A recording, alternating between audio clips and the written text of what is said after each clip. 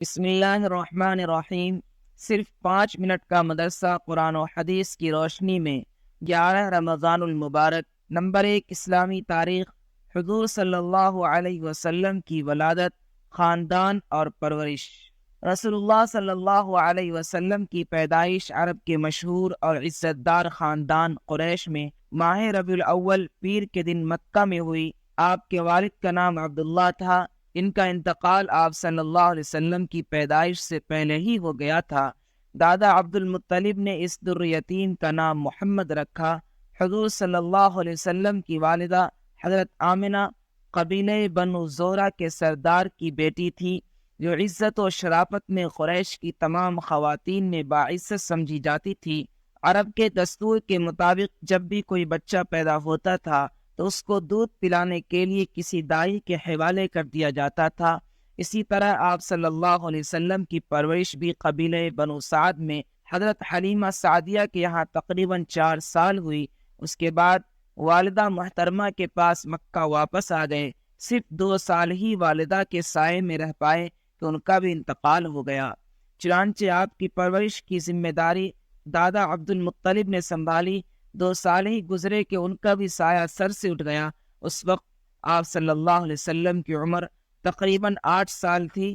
پھر آپ کی دیکھ بھال اور پرورش کی ذمہ داری حقیقی چچا ابو طالب کے سر آئی۔ نمبر 2، اللہ کی قدرت۔ انسان کی پیدائش۔ انسان کی پیدائش میں اللہ تعالیٰ کی ایک بڑی قدرت یہ ہے کہ اس نے ایک ایسی جگہ بنائی جہاں نہ تو ہوا کا انتظام ہے نہ روشنی کا۔ اس کے باوجود اللہ تعالیٰ تین اندھیریوں میں بچے کو پالتا ہے۔ اس کی آنکھوں کو بناتا ہے، اس کے کانوں کو بناتا ہے، کانوں کے پردوں کو بناتا ہے، اس کے ننھے ہاتھوں کو بناتا ہے، ہاتھوں کی لکیروں کو بناتا ہے، ناخنوں کو بناتا ہے، غرض کے ہر چیز کو بناتا ہے، اور پھر اسی اندھیرے میں اس کی شکل و صورت بھی بناتا ہے۔ اللہ تعالیٰ نے قرآن میں فرمایا، اور وہی وہ ذات ہے جو رحم یعنی پیٹ میں تمہاری اسی شکل و صورت کو بناتا ہے۔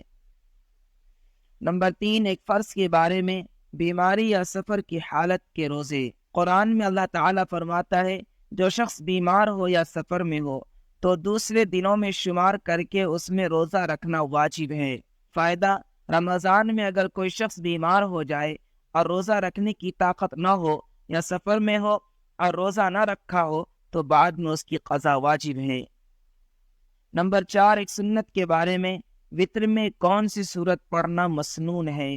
رسول اللہ صلی اللہ علیہ وسلم وتر کی پہلی رکعت میں سبح اسم ربک الاعلی، دوسری میں قل یا ایھا الکافرون اور تیسری میں قل ھو اللہ احد پڑھتے تھے۔ نمبر 5، ایک اہم عمل کی فضیلت، یتیم کی کفالت پر جنت۔ رسول اللہ صلی اللہ علیہ وسلم نے فرمایا، جو کسی مسلمان یتیم بچے کے کھانے پینے کا خرچ برداشت کرے گا تو اللہ تعالیٰ اسے جنت میں یقیناً داخل کریں گے، سوائے اس کے کہ اس نے کوئی ایسا گناہ کیا ہو جس پر مغفرت نہ کی جائے۔ نمبر 6، ایک گناہ کے بارے میں، غیبت کرنے کا عذاب۔ رسول اللہ صلی اللہ علیہ وسلم نے فرمایا، جب مجھے معراج کرائی گئی تو میرا گزر کچھ ایسے لوگوں پر ہوا جس کے ناخن سرخ تانبے جیسے تھے، جن سے وہ اپنے چہروں اور اپنے سینوں کو نوچ نوچ کر زخمی کر رہے تھے۔ میں نے جبرائیل علیہ السلام سے پوچھا، یہ کون لوگ ہیں جو ایسے سخت عذاب میں مبتلا ہیں؟ جبرائیل علیہ السلام نے بتایا، یہ وہ لوگ ہیں جو زندگی میں لوگوں کے گوشت کھایا کرتے تھے، یعنی غیبت کیا کرتے تھے اور ان کی عزت سے کھیلتے تھے۔ نمبر 7، دنیا کے بارے میں، دنیا کو مقصد نہ بنانا۔ رسول اللہ صلی اللہ علیہ وسلم نے فرمایا، جس شخص کا مقصد دنیا کمانا ہو اور وہ اسی کے لیے سفر کرتا ہو، اسی کا خیال دل میں رہتا ہو، تو اللہ تعالیٰ غریبی اور بھوک کا ڈر اس کی آنکھوں کے سامنے کر دیتے ہیں۔ ہر وقت اس سے ڈرتا ہے کہ آمدنی تو بہت کم ہے، کیا ہوگا، کیسے گزارا ہوگا، اور اس کے اوقات کو اسی فکر میں پریشان کر دیتے ہیں، اور اسے ملتا اتنا ہی ہے جتنا مقدر ہوتا ہے۔ نمبر 8، آخرت کے بارے میں، قیامت کا ہولناک منظر۔ قرآن میں اللہ تعالیٰ فرماتا ہے، اے لوگو، اپنے رب سے ڈرو، بے شک قیامت کا زلزلہ بڑی ہی ہولناک چیز ہے۔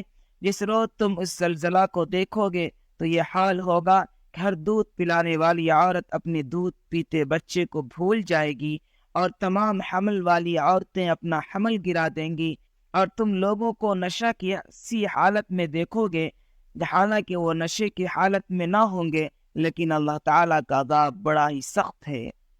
نمبر 9، طب نبوی سے علاج، تلبینہ سے علاج۔ حضرت عائشہ رضی اللہ عنہ بیمار کے لیے تلبینہ تیار کرنے کا حکم دیتی تھی اور فرماتی تھی کہ میں نے رسول اللہ صلی اللہ علیہ وسلم کو فرماتے ہوئے سنا کہ تلبینہ بیمار کے دل کو سکون پہنچاتا ہے اور رنج و غم کو دور کرتا ہے۔ فائدہ: جو کو کوٹ کر دودھ میں پکانے کے بعد مٹھاس کے لیے اس میں شہد ڈالا جاتا ہے، جسے تلبینہ کہتے ہیں۔